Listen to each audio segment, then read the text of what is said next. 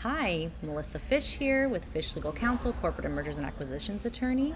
Today I want to talk to you guys about 3 deal killers that I see come up consistently in middle market transactions.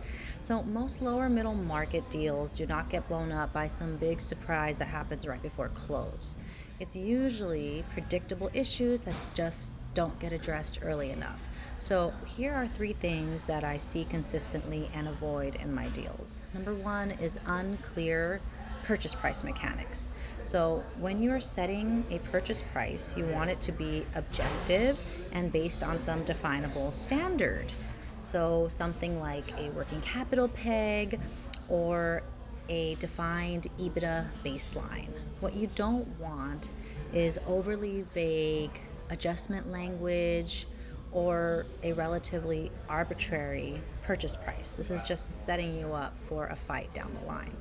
So we don't want to be over reliant on adjustments through due diligence.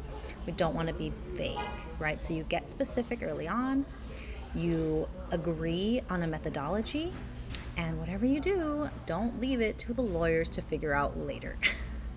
The next thing I see is misaligned expectations when it comes to risk, specifically indemnity mechanics versus business risk.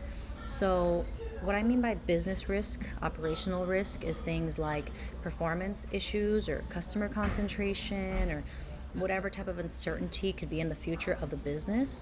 There are mechanics that are appropriate for dealing with and allocating that kind of risk, right? Whether it's the price, whether it's an earnout, whether it's through a note.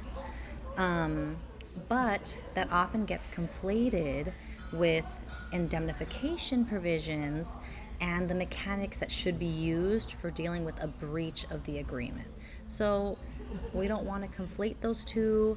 It just really can overcomplicate things and get a purchase agreement totally tangled up.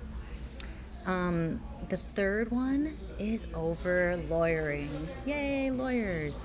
So you don't want to lose momentum on your deal because an advisor is over lawyering or just over zealous, especially in deals in this size range.